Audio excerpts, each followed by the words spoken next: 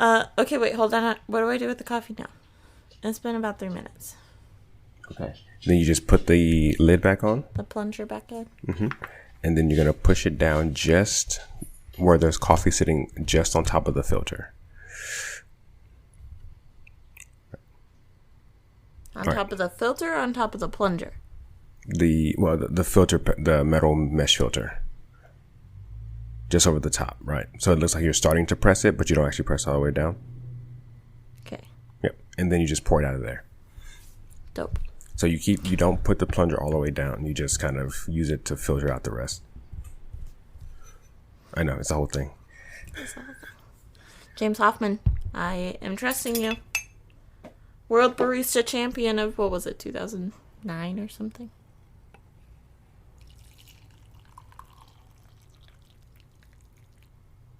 So since watching James Hoffman videos, I'm like, okay, I need to redo my entire coffee setup.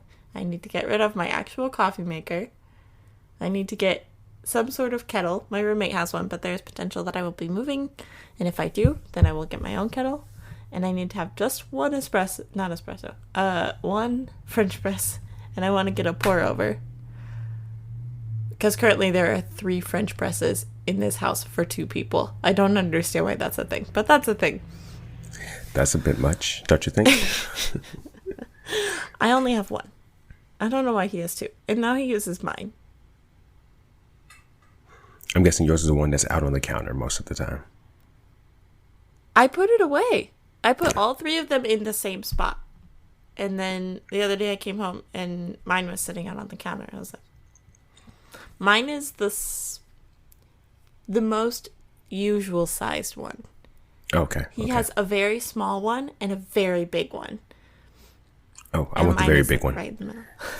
I want the very big one. Mine doesn't drink that much coffee. I don't know if I've said this before on the podcast, but we have an inordinate amount of coffee supplies for how little the house drinks coffee. Yeah. Actually, where I'm living now, we probably need more coffee supplies because my sister-in-law and her fiance drink coffee at least every night. I drink coffee in the morning and at night with them. Like, we drink a lot of coffee. So I probably need more things. I'm not going to tell my wife that because she's going to tell me no, but... Tell your parent. I don't know who you're living with. Tell the parent of the house. You guys need more coffee things. I'm living with my sister-in-law, so... Oh. Yeah. Which tell her she needs more coffee things. Well, she has a whole plan. Like, they're getting married soon, so she has a whole different, like, big system thing that's on her registry. So we're holding off on buying anything. You know, it's a whole thing. So I can't force more things in here until we know they don't get it on the registry.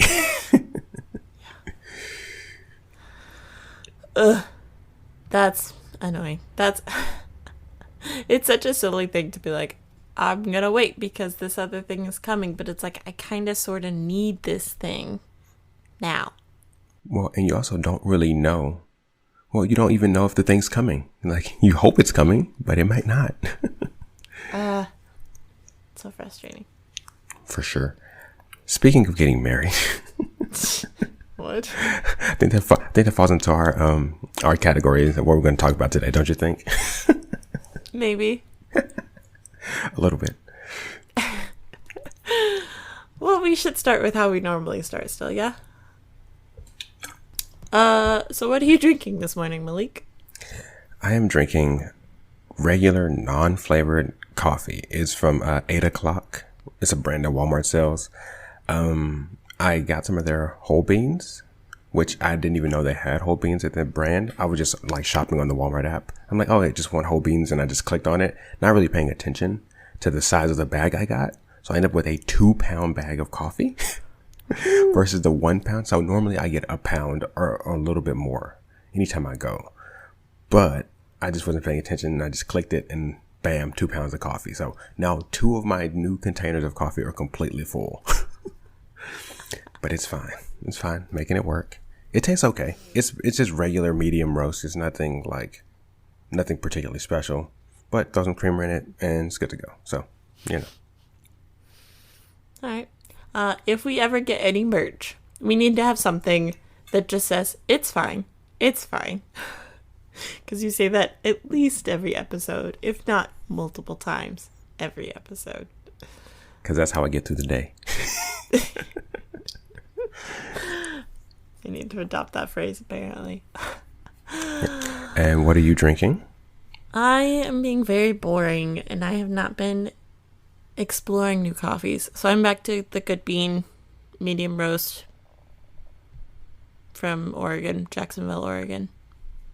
It's yummy. It's good. It's still too hot because I just made it, and I am not used to it being this hot. That kettle really did a number on that water, and it is still boiling like 10 minutes later. When you do an electric kettle, you can actually control the temperature a lot more too. Like they don't go quite as next level hot as the stovetops will go. So there is that. Yeah, so we're talking about risks today. Where did this topic come from? Why did you want to talk about this? I have no idea. I was just walking around like the house and I was like, that might be a good topic. And so I try to, if I think about it at the time, if there's something I really want to talk about, I will try to text you right away so I don't forget. Because I will forget for sure. So. Okay. So I was trying to think about it, and I had some risks and I should have taken notes, but yeah. What are some risks that you've taken? What is the biggest risk that you've taken that has paid off? Ooh, we're going to jump right into this. Ooh. That's actually paid off. Because a lot of times they don't pay off very well. Maybe not necessarily paid off in the way that you thought it would, but paid off nonetheless.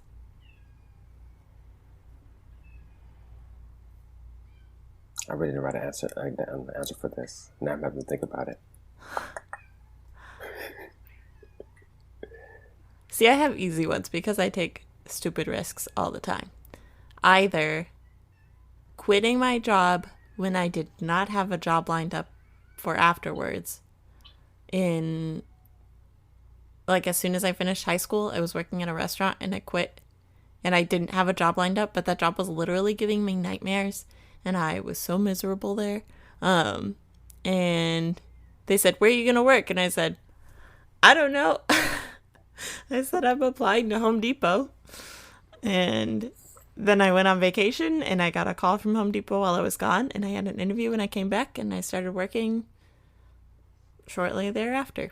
And that was a risk worth taking. You know what? That's actually funny. Speaking of Home Depot risk, because when I left Office Depot, I did not have a job either. And I only applied for Home Depot because our mutual friend Keelan was like, "Oh yeah, I work at this Home Depot up here. You should apply." So I just did. Now, been there almost 4 years now, so I think that may have paid off. Yeah. You've been there 4 years. You've moved up a couple times. Yeah, so much fun. And you get to be the boss without having to be the boss. Which is a fantastic middle ground. It really is. Yes. Yeah, I don't think I made as much working at Home Depot as I did my last job, just because my last job got tips. But it was so nice to have consistency, to be able to have morning schedules when I needed them, and to have a boss who wouldn't just turn around and tell me I was stupid. I was like, he wouldn't say those exact words, but he always made me feel like I was being really dumb. And I liked Home Depot, and I could work on projects and people would help me, and I was able to transfer that job from Seguin to Austin, and it was great. I really liked working at Home Depot for what it was. Would I go back? Probably not. But am I glad that I had that job? Yeah, yeah. Going back would be a definite difference. Like once you're out of retail, you really don't ever want to go back because it's it's slightly stressful. Yeah. Now I'm back in serving again, and that's kind of weird. But yeah, I'm like, I was already here. Why am I back? Yeah, changing jobs is probably the most consistent risk I've taken, like career wise or anything like that. This honestly deciding to go to UT was a pretty big risk too, because I could have gone to a whole lot of other places and people wanted me to go to other places, and it was just like, nope, I'm gonna basically, I've never lived on my own. I'm just gonna up and I'm gonna move up to the other side of the state and we'll just see what happens. Why did you pick UT then? If everybody was telling you Well, no, not to. so my mom thought the school, when she went and visited back in the day, when she actually was debating going there, um, was like the school was way too big and way too chaotic. But when I went to on my visit, it was like at home. I was like, oh, this is great. I love this. So, and then a lot of people, it was kind of far away. There were other places I could have gone in the Metroplex. I mean, it wasn't like I had to go there, but initially I went for engineering, and they had one of the top engineering schools in the country. So it was easy decision for me. And I was never going to go to A&M. So there was that. I got into A&M. I was not going to go. I just applied because I could, but there was no way I was ever going to go to A&M. So I didn't even finish the application for A&M because I started reading about all of their traditions, and I was like, this is too culty. I can't do this. Some people love it. It was not my thing. I was like, yeah. So I didn't even finish applying. I started and I was like, And no, not even gonna So me and my consider. wife have both gone to UT. So if my children even think I'm going to allow them to go to A&M and they want my money, they better go figure something out. It's like, what you won't be getting is no help from daddy. You better go to UT or not Baylor. Nah, not Baylor. Oof, there's not very many Texas schools. UTD would be good. UTA would be good too. But no. UTSA? Yeah. No, UTA, Arlington. What I about don't know. I UTSA? haven't heard a whole lot about them. They might be okay though too. They're really small, but I just think they're a very sweet school. I've been on their campus a couple times, and every time I'm just like, these people care for their students. And they are just working really hard to make sure that their kids get what they need and are successful. See, I like not UTSA. bad. That's not bad at all. They can go there too. Yeah. No Baylor. Not letting them go to Tech because I'm not driving to Lubbock if they get in trouble. And no A&M. So there are plenty of other colleges they can go to. Plenty of other ones. Going back to risks, because I'm done talking about colleges. I have nothing else to say. We started with kind of a risk when I said that I'm being really bored and I don't get exciting coffees. The other day, my boyfriend and I were taking a little road trip, and so I was getting snacks, and I went and picked out a bunch of snacks. And I got back in my car and I looked at what I had and I said, I am the most predictable person in the world. I got Oreos, Cheez-Its, apples, Cliff Bars. Every single road trip I've been on where I got to pick the snacks, I picked those things. And so then I was really mad at myself and I wanted to just turn around and go back in the store and do something exciting because I was like, I want to do something else. But then I was like, but I know that I'm going to enjoy these. Exactly. So I'm just going to get these. That would be like one of those low-level risks where you're like, okay, do I really want to go try a new snack? But then if it's the only snack you have and you don't like it and you're in the car hungry, you have to stop again for food. See, it's all bad. And there are not really any food stops between here and we were going to Bend. There are no food stops. There's like 3 very early on and then like 2 hours of nothing. And then an hour of sporadic stops that are all unknowns to me. I've never stopped at any of them. So yeah, if we got snacks that we didn't like, we would be stuck with no options. That's not good at all. So yeah, those are low-level risks that apparently I am not willing to take, but I'm very upset with myself when I don't take them. See? Because I'm so predictable. I understand that. That can happen, but food's a thing. You have to be careful about food. Then there is, the daily risk we all take. hitting the snooze button. We know we all just like click, click. This morning, I hit the snooze 3 times. 3 times this morning. So, See, I don't even hit snooze. I just sleep through it. Because all of the alarms on my phone are too quiet. They don't wake me up. So then I set it to music on my phone, which wakes me up. But then I'm like, oh, this is a good song. And I go back to sleep. And then I have no alternatives.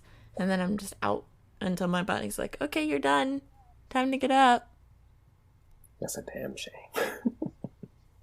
I need to get a real alarm clock because I like my phone, but it doesn't work. Actually, we need one too. We need a clock in the room because we had a clock and it kind of broke, and so I got rid of it, but we haven't replaced it yet. So we're just guessing on the time most of the time versus having to, because sometimes you like, okay, I just want to look across the room and see what time it is. Okay, let me roll over and find my phone and figure out where it fell or if it's even on the spot it's supposed to be. Yeah, I got to get an alarm clock for this room. I love the way you say that. We're just guessing at the time. It's true. It's terrible. That's really funny. Yeah, I am the worst about. I do not guess at time. That is not a risk that I'm willing to take. And if I forgot my watch the other day, what did I do?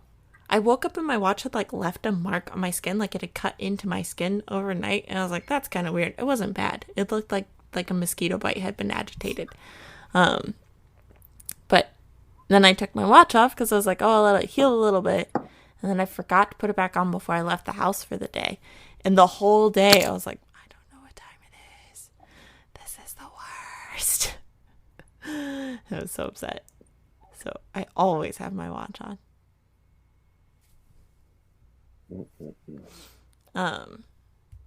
What are some other low-level risks that people take? New clothing. Remember your hat story? That was a very low-level risk. You were like, nope, screw that. That's right. I forgot about that. Yeah, it's such a cute hat. And sometimes when I am like sitting in front of the mirror, adjusting it just right, it can look okay. But if I have to take it off and then put it back on, I'm like, I don't know what it looks like. I'm not taking the risk of feeling like I look stupid. And I also don't know what other people are going to think about my hat. And I'm just so self-conscious about it that I can't do it. I feel like that with a lot of clothes. And sometimes I'm just like, screw it, I don't care. I'm gonna wear whatever I want. And so I definitely do not blend in all the time around here. I mean, you have elephant pants, so. I don't wear the elephant pants very often. It's actually the fun pants that get a lot of looks. And yeah, I just feel like my closet lends itself to a more eastern region than West Coast. Because like I look at the girls around here and I'm like, I don't have any of the same clothes as you. Unless they come from the Midwest. And then I'm like, hey, I have almost the same dress. I don't ever wear it, but I have fantastic. It. That happens more frequently than you would think. I think the only thing I have that really is like a West Coast type of thing is I have this cardigan that's really long. And I see girls wear cardigans like those all the time. And it's my favorite cardigan. But it's also like my sister has the exact same one in Texas. So I'm like, that maybe isn't a regional thing. That's a kind of a universal trend that I've finally jumped on board with. Yeah, that's about it. I don't really buy clothes up here very often. Yeah, so I'm trying the little trunk club thing where basically they send you some clothes. And Ooh. So is that September when I get my next one? So I have a couple of button-down shirts I would have never bought myself, but they came in the trunk. I'm like, okay, these are pretty nice. I'll keep these and send the rest back. So it's like forcing you to at least have stuff that's different, maybe, because you don't have to buy any of it. But it shows up. You're like, okay, I try this out. I almost bought these pair of boots, but they were so expensive. I just could not convince myself to do it. So you got to find a similar pair. Now that you know what they look like, you need to go find some that look like them that are cheaper. I have a few on my Amazon shopping list, so there are a few. But they're still not that, like, they're more expensive than I would normally pay for a pair of shoes. But it's like, okay, maybe I just do it anyway. So, yeah, that stuff like that. It's like, at least I'm going to have someone else pick clothes for me and they just send them to me. And I'll figure out if I like it or not. Yeah, it's such a beautiful's maybe an exaggerated word. It's such a fun thing. I haven't done one yet, but I really, really want to. To have somebody else choose those clothes for you, because I hate choosing clothes. Oh my gosh, it's so stressful. So to have someone else choose them for you and to be able to try them in your own home with your other clothes without having to be like, oh shoot, how much did I pay for this? You can like try it on, decide if you like it. And if you absolutely love it, then you look at the price tag and you're like, okay, maybe not, but I'll find something else like it. Or, yeah, that's a good deal. But you already have it like fit in your closet. You see how it works. Okay. The other thing I realized, especially when it comes to like trying new clothes, is increasing your minimum budget helps a lot. Because usually it's like, oh, polo, I'm not paying over $30 for a polo. Once I started going up to 50, I'm like, okay, now the world is a whole lot bigger. It's like, oh, fine, I'll just do it. But then it makes you really, really picky. So you don't really want to try like too many new things. It's like, oh no, is it really worth $50? I only like it like $30 worth. So back on the shelf. I admire your self-control and responsibility when it comes to clothes shopping. That's impressive. Yeah, I still shop at thrift stores. I am planning on not stopping shopping at thrift stores anytime soon. Because sustainability and cheapness and variety and so many reasons that just, I like thrift stores. I think they're fun. And then we can crank it up to the medium level risks. Things like taking a new job. That's not a small risk at all. Then there is which I've done a few times, confronting a boss or a coworker about something going on at work. That's like, all right, put your big boy pants on. We got to go have this conversation. Most of the time, I find that people are okay with it as long as you come not particularly aggressive. Things tend to work out pretty well, and especially like talking to all of my different types of bosses. If you come with a problem and a plan, that conversation goes over really, really easily. But if you just come to complain with no plan, doesn't really help. My current boss, he wasn't trying to get me to do anything. But he was asking me to work more hours little by little and was really pushing, like I'm working 20 hours right now. And there was a certain week that he was pushing and trying to get closer to like 27. And I was like, okay, this isn't working. So I told him, I said, hey, if you want me to start working closer to 30 hours, can we talk about a pay raise maybe? And I went in and I was so nervous about even asking him. And in my head, I was like, all right, 20 cents. 50 cents is like the big number. I will settle for 20 cents. And so he started talking and said, okay, let's negotiate while I'm working. And like when I'm working, I'm not like standing around waiting for a customer to show up. And so I said, I don't know. I haven't really thought about the numbers, which I have. But I was also like, I've heard that you're supposed to let them pick a number. And he said, does 50 cents sound good? And I was like, yes, that sounds great. That sounds good. And he's like, that's like, we could start there. We'll figure out if we could do $1. And I was like, whoa. I was absolutely blown away. And I was so glad that I did not suggest 20 cents. Because now I'm making $1 more an hour, which is fantastic. Better. And I'm so grateful. It makes you willing to take those extra hours. That was something that I dealt with when I worked for the newspaper so much. Everything felt like a risk at the newspaper. That's probably why I was so exhausted while I worked there.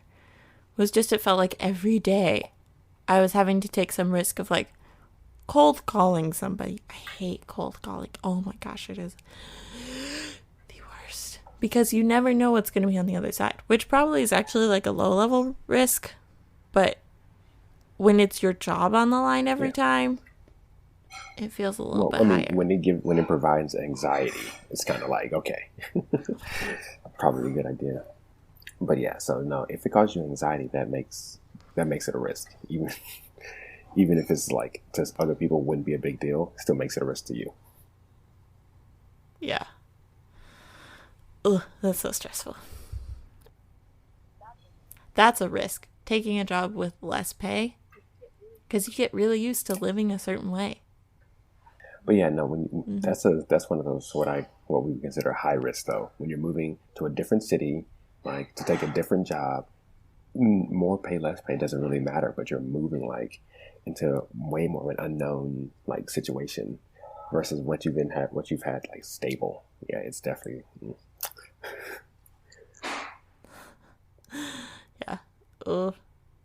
That's it's scary, but I think there's just so much more excitement with those risks than with the medium risks. Like low and medium are just a little anxiety inducing. Low is sometimes just frustrating for myself. Medium is anxiety inducing. And then high level risks are really nerve wracking, but also really exciting because it's like, oh, the payoff for this could be huge. Like moving across the country. I moved from Texas to Oregon, and no. it was definitely a very good decision. And I'm really glad that I You moved move up here.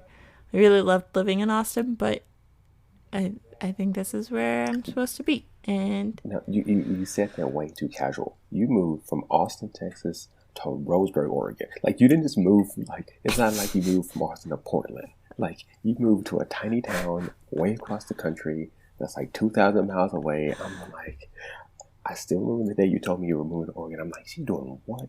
She.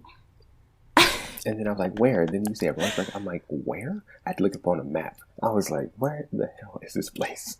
So that's a much different level, I think.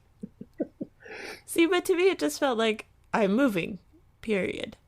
I don't know. It didn't feel like that big of a deal because I just was so excited. It was like, oh, I'm starting a new adventure. I get to go live on my own where I can't just like turn around and go home and do laundry at mom's house when I have no money for laundromats. Um, and I can't go home whenever I'm like, I don't want to cook for myself. I'm going to drive an hour home, have mom make me food, come back. See that just shows our difference in how like our opinion of moving because moving from Austin to San Antonio for me was like a giant deal. Like, oh my god, can't believe I'm moving all the way to San Antonio. This is terrible. You're like, cross country, whatever. 2,000 miles, whatever. Be by myself. I'm just gonna pack my car up and drive. Well, I think it also felt like a much smaller deal because I had been trying to figure out how to move to Istanbul, Azerbaijan, Russia, or those were the big three. I don't remember if there was a fourth option or what it was. Um, but like to go from a high risk and then bring it down a couple notches. I guess we're calling those extreme Yeah, risks. Moving to another country and then bringing it down to, oh, you're just moving somewhere else within the same country. I'm like, oh, I don't even need a passport to travel. that's fair. Another what I would consider high risk is moving in with someone. That's a who, especially if it's more than one person. Oh my word, yeah, because you're you're assuming like when you're talking, your friends, you're assuming that okay, we know each other well enough, we know each other's personality well enough that we can go make this happen. It is not always the case. Sometimes you get there and you realize that that one person is extremely frustrating. We have to be around them all the time. Changes your dynamic real big. Mm-hmm. I'll have a few nightmare stories about that, but that's still Which we talked about that in the roommates episode. So if you haven't listened to that yet, you should go listen to the roommates yeah, episode. nightmares. Yeah, that's to me a high risk, especially because you have to sign a lease, so you are agreeing to most of the time a whole year at least with whoever you decide to move in with. Let alone signing multiple. leases.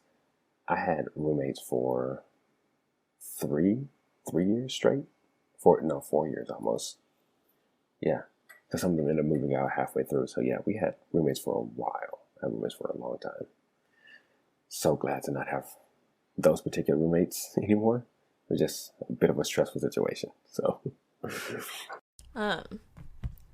my sister actually just moved to Austin, and she was talking about how stressful it was for her to try to find roommates. And her old roommate situation was like sometimes pretty great and sometimes not super awesome, and she just has not had great luck with roommates. I've had amazing luck with roommates. And I moved in with people with very little discussion and yeah, just not a lot of discussion ahead of time. And it's turned out pretty swell for 6 years of living with other people that are not my family. My last roommate, actually, I had zero say in her moving in because we were both doing month-to-month rentals from the same house. And so we were just renting a room from the same house. And then we decided we liked each other and we didn't like our landlord. So we went and found somewhere else. I remember that. I actually forgot you had that other roommate. Yeah. I've had a lot of roommates in a short time frame. I've only had five roommates. Like, I've had 6 roommates in as many years. That's rough. And now I have two more roommates, 2 to 4 more roommates. Yeah, okay. I want to know, how did the discussion go with Melissa when you... Actually, if you don't want to talk about that, we don't have to talk about that. We can cut that. But I want to know how the discussion went when you and Melissa decided to move in. And I want to know how it went when you decided you were going to move into your sister-in-law's house. So the discussion for me and Melissa moving in was basically really simple. And we lived in Austin, and it was just more economical to live together. Because, you're talking about, we were each paying more than $900 a month or something like that. It was crazy. Because we had lived, as you continue to re-sign, like the prices kept going up. So we were paying a combined like 16, 17, 18, almost $1,800 total. So we said, screw it, we're just gonna live together. It was mostly that simple. Besides the point, we've been dating for 4 years at that point. So it was like, yeah, it was about that time anyway. But so that was an easy choice. It was a similar situation when we moved into my sister-in-law's house this house is the family house, but her parents are living in Maryland right now. So the house is being taken care of by her sister. So there are extra bedrooms here. And COVID pretty much killed our ability to go find a place to live because no places were showing like the actual apartments. So we couldn't come up here and find a place to live. So it only made sense, like, screw it, there's a house with rooms in it that we can go live and pay like a third of the amount in rent and just help out around here and just do that. So that's what we did. It just was, COVID pretty much changed the entire game plan for the fall. And then you're going to have so much money saved up, right? That's the goal. And that's the thing about risks, is there are always supposed to be a payoff. Now, if we get out of here with like $10,000 saved, that'd be fantastic. That would make it, well worth it. It's a lot of money. I know. That's so exciting. If I didn't pay rent for a year, I would save like $3,000. That's still beautiful. It's very nice, but I'm like, $3,000 to just live in a house for an apartment for a year? That's not terrible. And that's not like, that's potential for a down payment. I'm like, no, you need like $40,000 for a down payment. I would have to live rent free for a lot of years, for like 13, 14 years to make my rent equivalent to a down payment on a house. But you know what that really is? That's why people get married. It's like we can pull our resources together and make this work versus one of us trying to figure this shit out by yourself, especially when you're not like rolling in dough. Yeah, I make no money. But this new job, I will make more than I currently make, which is exciting because I am considering like a future where I could be married, which I didn't for a long time. For a long time, it was just like, I'm going to be single forever. And like, that's not even something I'm going to bother with. And then I met my boyfriend. I'm like, maybe one day I won't be single forever. And let's see where this goes. The funniest part about that, I remember having those conversations and I was like, Janelle's just tripping.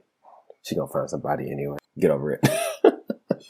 I feel like I was a bit dramatic. I just like looked around and I saw my sisters and I saw my life trajectory and I saw the guys that were potential. And I was like, you know what? I'm totally happy with being single. And I still think, I was talking to my boyfriend's little sister about this the other day.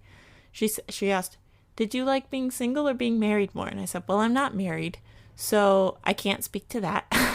And I said, I think you should be. It's better to be happy and be single than to be miserable and be married, or something along those lines. And every once in a while, she'll sit down with me and she will just ask a big question that I'm like, oh, shoot, shoot. And your answer really matters. Yeah. Because she will remember. I know. So I try to like take those questions and stop whatever I'm doing and think very seriously about it, because I'm like, whatever I say could potentially be the way she views this for a very long time.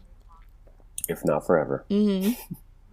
So yep. I tried to take that one very seriously. I was like, well, I like started with some rambling about like I enjoyed being single and there were some good things about being single. It's like this is a terrible sell. Start over.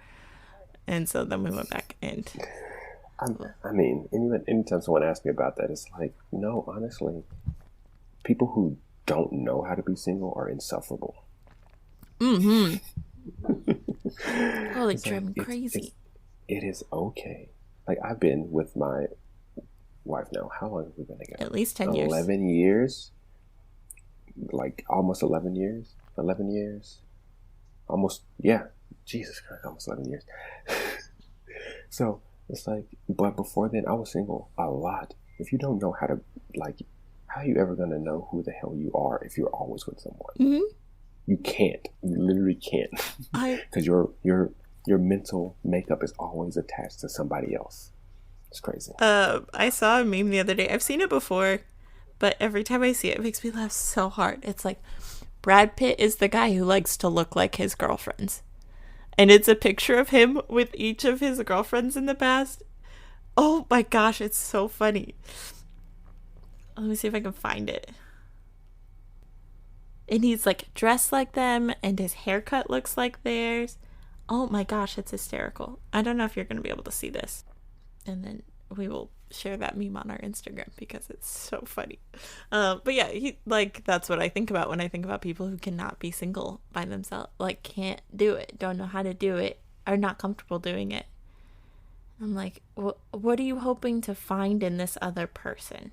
There was a really interesting podcast on Hidden Brain the other day. They do a U 2.0 series over the summer, and I've been listening to those. And there was one about marriage. I don't remember what the title was, but it was about marriage and about relationships in general. And they were talking about how marriage and relationships have evolved. And most of it I was like, yeah, I know this. Like, it used to be arranged marriages and you just kind of figured it out. And marrying for love is a new concept. But then they were talking about how, like, at some point there was this idea of opposites attract. And yeah, it was very interesting. I do recommend that one because I just learned a lot, and it was very interesting to see how, from a very scientific perspective, our current culture takes marriage in a very different context than it has in the past 30 to 50 to 80 years.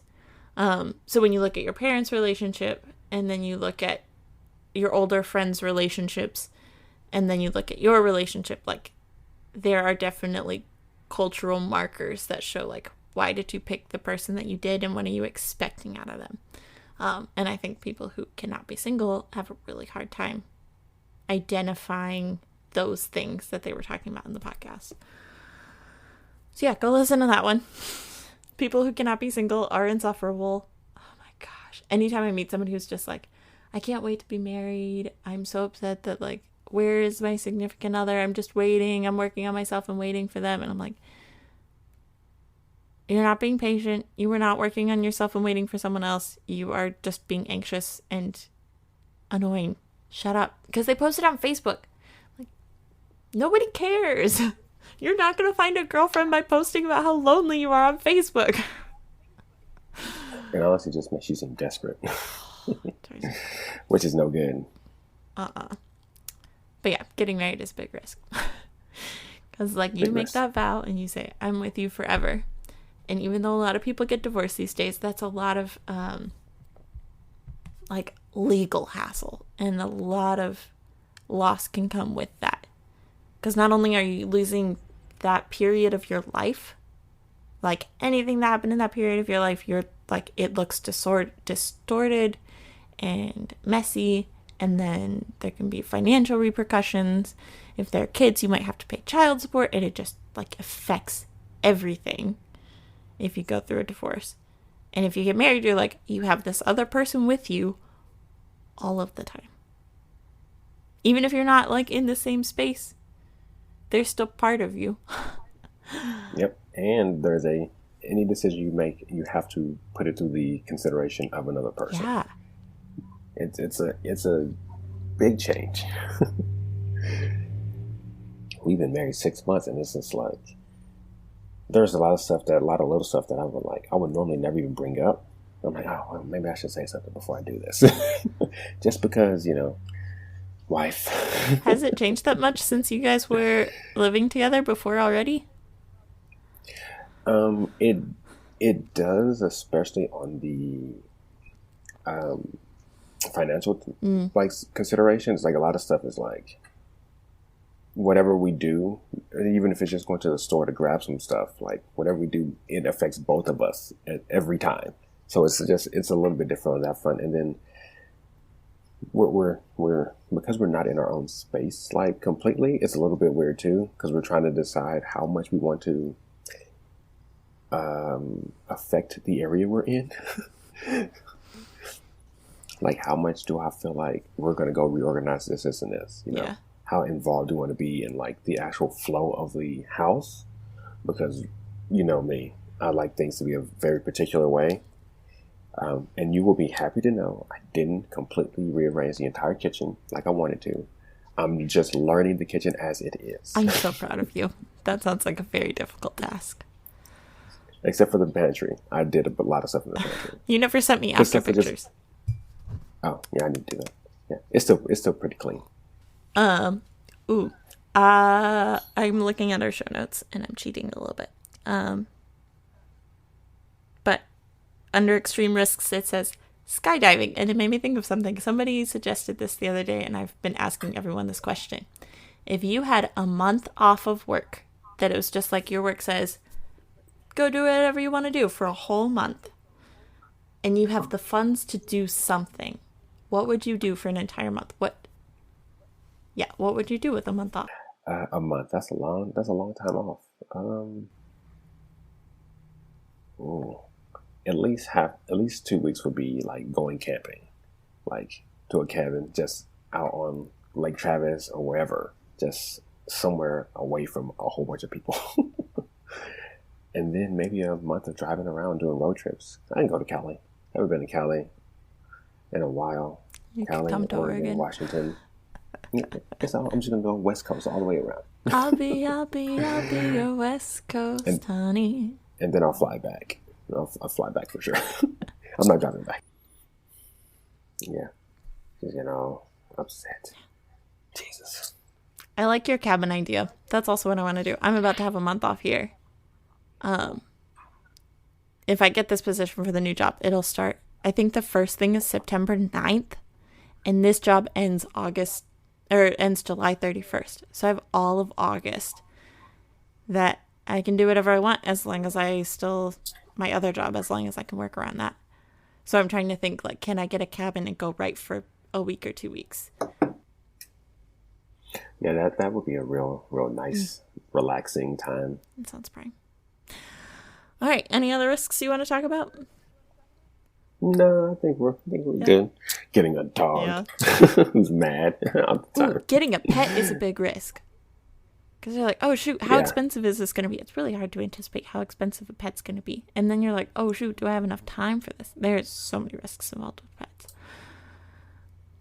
But yeah. All right. Tell us what you guys think about risks and pets and housing and any of the things. We like to hear from you guys. It's fine. I like them. Yeah. Check us out on Facebook, Instagram, and Twitter. All the usual places. You can find us. We're pretty easy to find.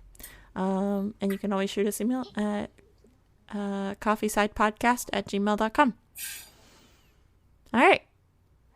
All right. Talk to you later. Bye. All right. Bye.